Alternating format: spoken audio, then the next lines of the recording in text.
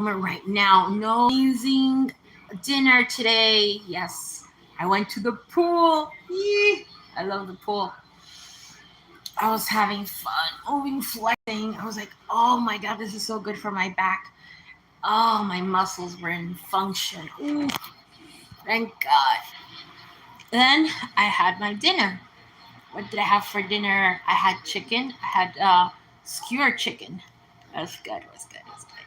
And I had toston. I had some fried cheese. I know I tend not to like fried foods because of that danger they used to tell us in the 90s. They're like, no, no fried food. So I did have some toston, which is why I had it fried. You can have it in the air fryer, but I had toston. I had cheese. Fried cheese was fried on the outside, just a little bit.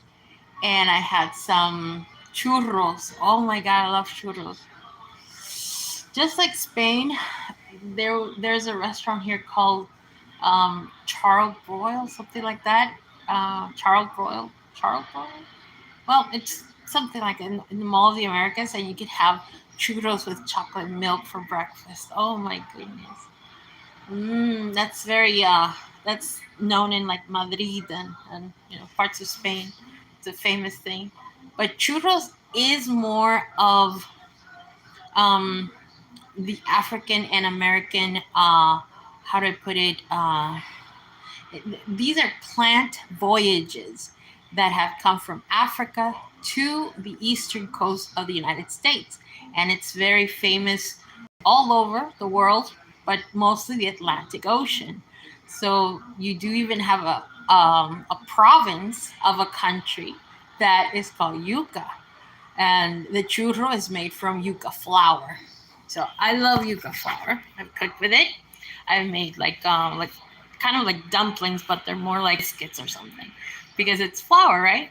So you have the province of Yucatan, which is beneath Florida, the state of Florida, and Yucatan is part of the country of Mexico. Now, I found out that I have somewhat some ancestors from Yucatan, both from my mom and my dad. And I didn't know that, and they don't know that. My mom got arrested, so she didn't know that. So it's not like a huge percentage of our ancestors, but it's some. So it's actually named either because of the plant, or the plant is named because of the province. So Yucatan is a beautiful peninsula. Hey guys, dudes, dudes and dudettes, God bless you. Thank you for coming. You guys are the greatest. Gee, so sweet of you. Go, you guys are the best. Thank you for coming, all of you. Thank you, thank you, thank you, thank you. Oh, it's always a party with you guys here. Thank you. So I was mentioning Yucatan. Yuca, all the oil that it takes to fry it. I mean, come on, if you can have churros that don't have any oil, I don't know, or get the flour and make the churros. It's just once in a while, right? It's not gonna be for every day. But yeah, yuca flour is delicious. It's like corn flour, wheat flour. They're good for cooking. And you know how you get tapioca. Tapioca is made from little pearls of tapioca. Those come from the yucca plant, but from you get the yucca root filled croquettes. You can make those stuffed like hush puppies. They're like hush puppies. There's a like potato, like papa rellena. You make yucca rellena. You again the tapioca, which is delicious to make with vanilla pudding, and just mix the tapioca in there. Tapioca, yuca. Now the leaves, I'm not sure, but maybe the leaves can be used to make tea.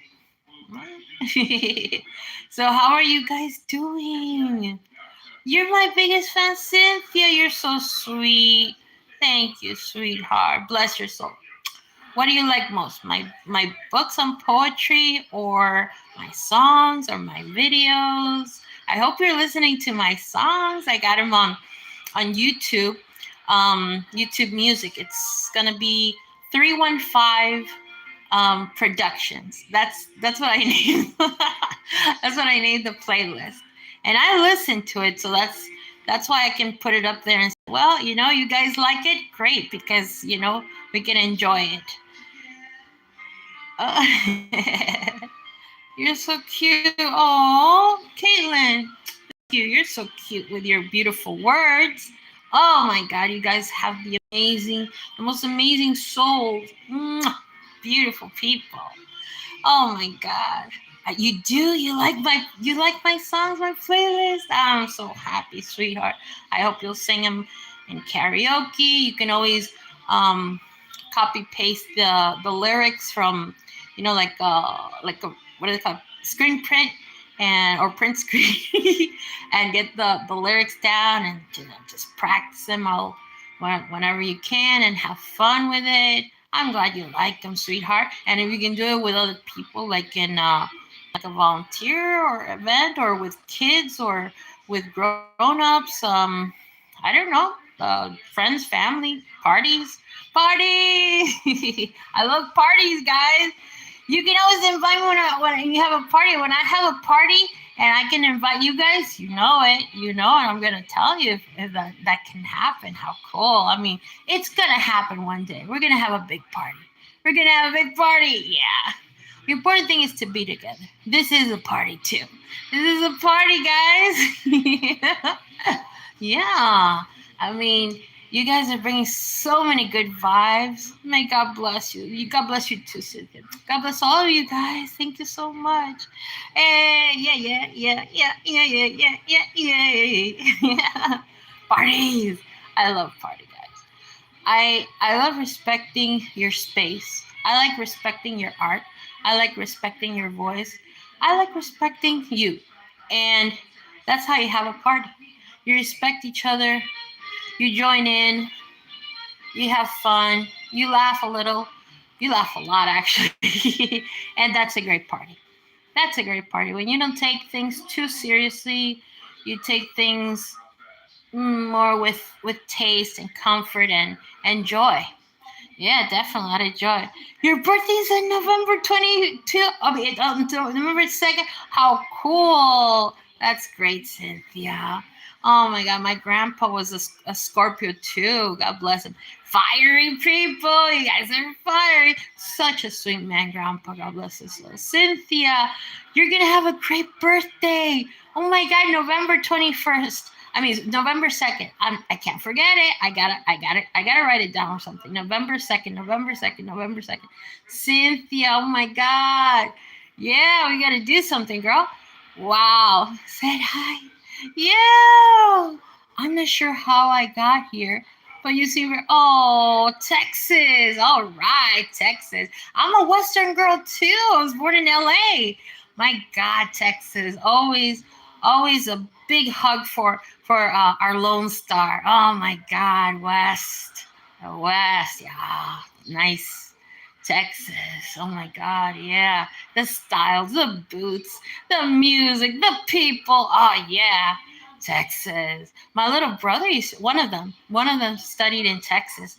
He studied to be a doctor in nursing. He loves all that research and working with the people. I was always trying to make him become a paramedic because I thought, wow, he's going to love the action, helping people right away, saving people, boom, boom, boom. But he was like, no, I want to keep studying. Okay. He wanted more years of studying. So, all right, go for it, boy. So he was great. He was great. He just kept going and going for, I think, like 8 years. What's the usual, or a little bit more, maybe. Years and years and years of studying. I guess he's like me. I studied for a long time. I wanted to keep going. I was cheating programs just to get into more classes. I was cheating, not like tests or class, but cheating programs. I meant like going off the schedule of saying you're gonna take these 30 classes. I would just take more than 30 without graduating. Just like, boom. Hey, it was legal. It wasn't illegal or anything like that. It was okay. But definitely just wanted to keep studying and understanding more things, and just traveling with my mind, exploring, and doing any project. Oh my God. One of my favorite projects were in computers because I did always have a thing for computers. But when it came to real life biology, um, uh, social sciences, of course I liked it. But wow, it's just everything. Everything. And eventually I just consolidate all my credits from mostly from pedagogy and chemistry, and I got a bachelor's from what they call liberal arts, which is an interdisciplinary kind of thing. And mine focused on the brain, like neuropsychology, memory research. I was very much into Alzheimer's, and I still am. I got a playlist over there on Alzheimer's disease, like how to stuff that can cure, maybe, hopefully, and well, any kind of research in there that you feel that's gonna be beneficial. You gotta have faith. I do believe in the acetylcholine being a great thing for prevention and not only prevention but remedy for Alzheimer's disease. Oh my goodness! And having a positive attitude, and when you have like any one of those little dark little what do they call that, rabbit holes, you just have to have faith, and you just get out of that kind of rabbit hole, which is not a physical place. It's a psychological one. It's one of feeling and believing in hope.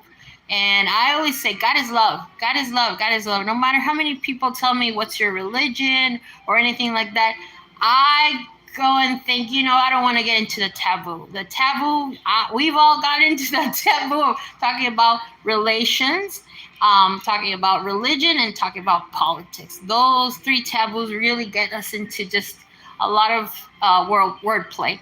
So we get out of that. And then move into things that are going to be fun and healthy, beneficial, and that's good. You don't want to get stuck in a rut. Wow, that's cool. Oh, Texas, you're awesome too. Oh, you're sweet. I'm actually you're jealous of me? Well, you can turn it into admiration, but usually when a person feels like a little bit of jealousy, or a lot, or a little, it's usually more that their world has something more special than the one you're noticing. It's just you're not focusing on your special world. You're not focusing on it. Because that's a thing. We never stop growing. We never stop growing. We never stop having experiences. I get a headache every day. Thank God today was a little bit better. Right now I don't have a headache. It's a miracle. I get migraines, and those are usually because I'm thinking about other people and how to help them, how to feel responsible for, their needs. So don't be jealous, because when every time, remember the saying, and you know it, the grass is always greener on the other side. So that's jealousy in itself, thinking that what I see is going to be something that I don't have and I wish I had it.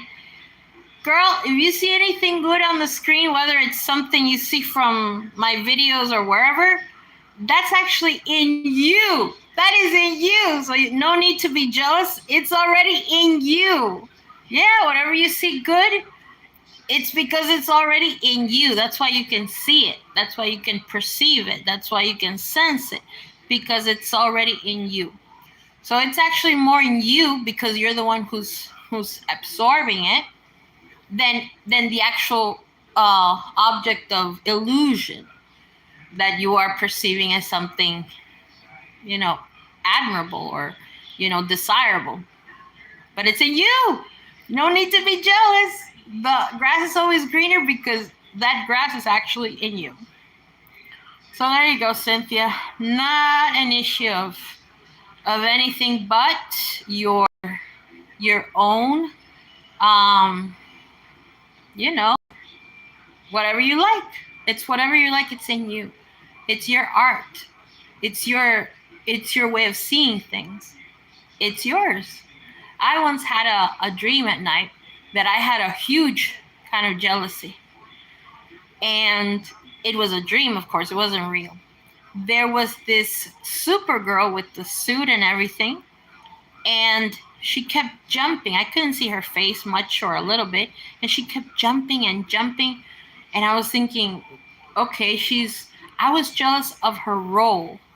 And there's no one that's really flying. You don't see people flying like Supergirl or Superwoman or whatever she was. But that jumping, I could feel that I was her and behind her and behind her because that's vicarious. So you feel happy for that person. You're part of that achievement. But she couldn't really fly. She was jumping, and the ceiling was hitting her head. So I wasn't noticing that. I was noticing how she was trying to fly. So my jealousy was that I was standing behind at that point, no longer vicarious, and wanting to jump like she was jumping. So that's the thing, to be able to jump. It can be vicarious. It can be admiration or feeling a jealousy, like saying, I wish I could be her. But with vicariousness, you don't feel that, because you know it's inside you, that you admire it, you're part of it, you're vicarious. You're living vicariously over the other person. But it's a dream. It wasn't a real person, it was in me. So that's everyone. Everyone has that kind of ability to live vicariously over someone, or through someone. Like we have dolls and things like that, and we use them as objects. uh, it's not right to objectify people. So definitely, that Supergirl or whoever she was, you're going to sleep. Take care, dear. Never mind. I called the cops on you because it should be illegal to that I'm beautiful. Every one of us has, the beauty inside. So thank you so much for seeing me as beautiful. Thank you, Cynthia. I see you. I see your beauty too. God bless you. So definitely, objectifying and seeing someone as an object, that has always been not a concern, but a point of wondering, of thinking. Um, we sometimes have, when we're little, things that we play with, like dolls and objects. So that's a thing in humanity. When you don't want to control, and you just want to let life go on, and you know um, just live and let live, then yeah, it's a whole different world. It feels a lot better. It feels good to just live and let live. I do think that when it comes to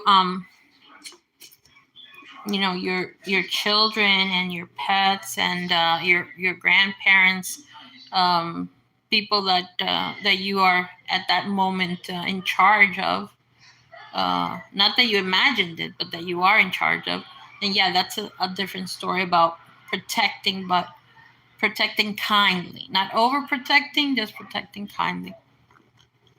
Mm.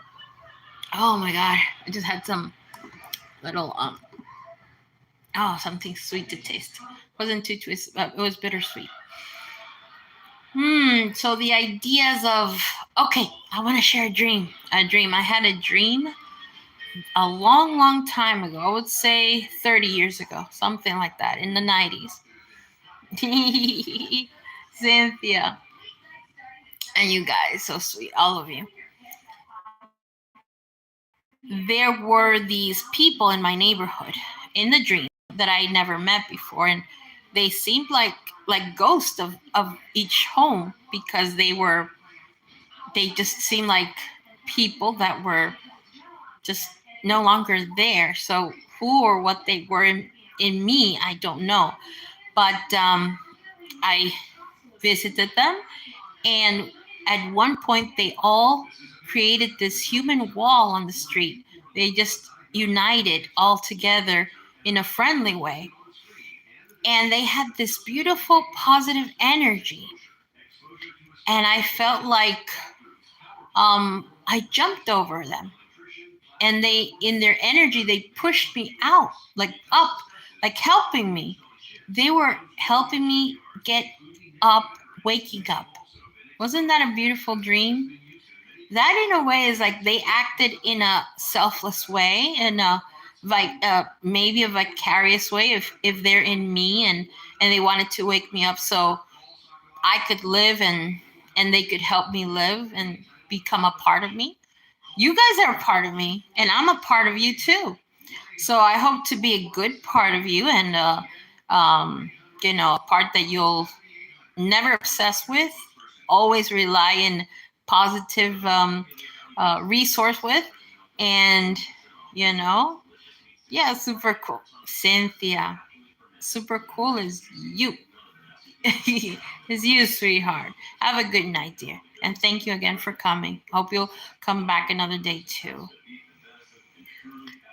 So yeah, I mean, right now I have like a little ow, ow, ow, a little tension pain right there in those little muscles that we have over our sutures. We have these plates all over our heads, which constitute the skull. And those plates, between those plates, because we need them because the brain sometimes swells a little bit up. So we need those. Right there between the little plates are sutures, and sutures are like that, are like joints, but they look like this. They look like that. They look like little strips, and definitely those are to move the skull a little bit, not much, but it's just where our skull is not like fused in one shape. It has those sutures to kind of move a little bit, and that helps too as we grow, and when we have a little bit of brain inflammation, it helps too. We do have some fluids in there to avoid too much inflammation, so we do have to have the brain and the skull are not completely touching. We have some space there with the extracellular fluid. My dreams are super scary.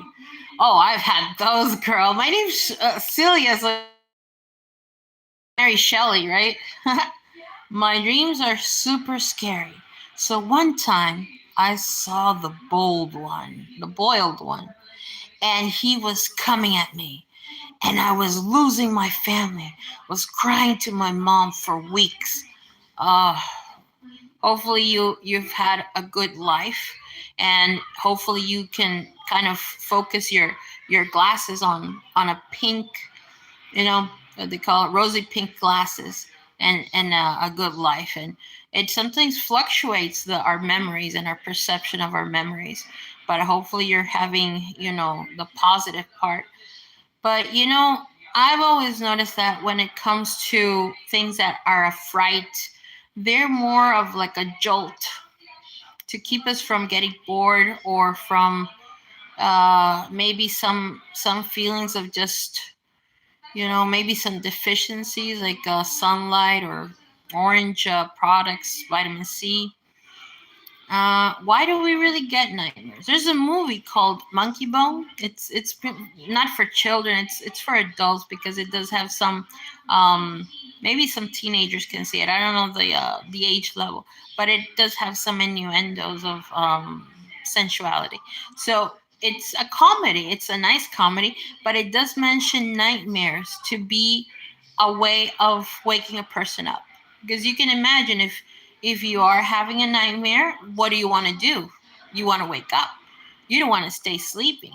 So that could be just part of the human body telling you, your brain telling you, I'm gonna have to give you a nightmare so you can just wake up. Because if we stay here asleep, you're not gonna be able to eat, you're not gonna be able to go to the bathroom, you're not gonna be able to drink water, and I can't really breathe and keep us alive unless you give me all those things. So that's what your brain is probably telling you when you have a nightmare, that you have to go out and get it, which is air, water, food, and of course some social interaction like we're having now. It's some social interaction. The bold one is a tall man with no arms, no legs. Hey, Having no arms and no legs does not make a person scary. Now, if you were a child that weren't exposed to people that had leg amputations and arm amputations, that's a little bit of a kind of phobia that you have. But it's normal for people to have and not have limbs, and have some and not a lot of limbs. He's sporting cactus and he has thorns. Well, if you want to hug your mom, God bless her. I mean, in a general kind of way. And it turns out that her whole body is full of cactus. You would still want to hug her. And they proved that. They proved that in psychology. They proved that in an experiment where they put a little baby monkey and they put a little toy that had a lot of little, like barbed wire or something like that. So that abrasive and something that could cause lesions. That little sweet little monkey kept trying to hug the toy, that little doll or whatever it was, because for it was a mother type, or that's what they described it as. It was something that the object felt like a huggable thing. They say that the monkey thought it was the mother. So maybe when the monkey was born, well, sweetheart, you said you were gonna go to sleep, so you gotta go to sleep, Cynthia. Said hi, sweetie. So yeah, definitely that cactus that you dreamt about, maybe it just meant that you wanted a hug from someone that was like a little bit at that point serious and not in the mood to, or kind of like numb and didn't feel anything, or stonewalling maybe, or just confused and not thinking. So we all have moments where we're just not acting um, empathetic to people's vibes. So if you wanted a hug and you just felt like someone there was like a cactus, maybe you were scared of hugging someone and being rejected, or hugging someone that was going to say, hey, don't get off of me because my clothing, you're gonna ruin my clothes, or you're gonna make it just not perfect. So you gotta like always have some peace in that. I've had moments that if I just let my head run with thoughts, it's not gonna have nice thoughts. It's just gonna have sad thoughts and framing things in a way that's awful. And that's the problem with rancor. Rancor is a big no, big bad thing.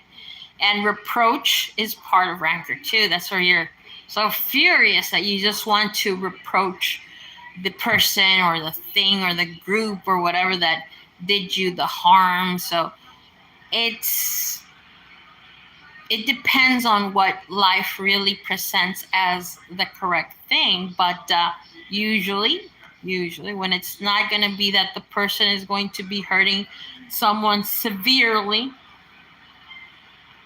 traumatically, then it's if they're not going to hurt anyone anymore, then there's no need to have any rancor. There's no need to be framing anything. And you can just forgive and forget and release it. But hugging, there are a lot of dolls out there, big stuffed animals, and sometimes you make some friends that are okay to hug and some are not okay to hug, because you have to respect. You have to respect, and sometimes hugging is more of a consensual thing. You don't really want to hug someone that's in physical pain or is going to feel any kind of bothersome feelings that they don't want to have. So respect is an important thing, but you do get to kind of check to see how the water is, and you make a movement like of hugging, and if the person jumps or makes an expression, that's a big clue of saying don't go further, go back, and don't hug that person. Even if it's a friend, it doesn't really matter, friend or family, but we all have to respect each other's physiology, our feelings. It's okay. I mean, I have to go to my friend is calling me. Bye bye. Hey, girl, it's all right. You don't have to express anything that's personal. I mean, nobody's going to be judging you. Nobody's going to say, this is who you are and that's who you're not. Nobody has to do that, and nobody's doing it because you're cool. You have your life and you have your privacy. God bless you. God bless you, Cynthia. God bless you, all of you guys. So, good evening, Chicago. Oh my goodness, Chicago. Good evening. Wow, Chicago. There's the city, there's the band, there's the history. Oh my goodness, Chicago. Chicago. Bet your bottom dollar you'll lose your blues at Chicago. Oh my gosh. How are you doing, Chicago? How are you guys doing? My God, I got two people here. How are you beautiful people doing? You guys bringing in the soul? Are you guys bringing in the good stuff? Are you guys bringing in the positivity? I love you guys for doing it. Thank you so much. I want you to have a lot of blessings in your life, a lot of respect for you, a lot of respect for your lives, your personal life, your private life. That's your treasure. And I want your treasure to make you happy. God bless you. You guys take care, right? I'm going to say good night, and I wish you a wonderful evening too. Yeah, you guys are amazing. Thank you for coming. Me and my husband, thank you. Me and all my friends and family that are not here presently are in here spiritually, and we thank you. God bless you guys. Thank you for being a part of me. Thank you. Good night.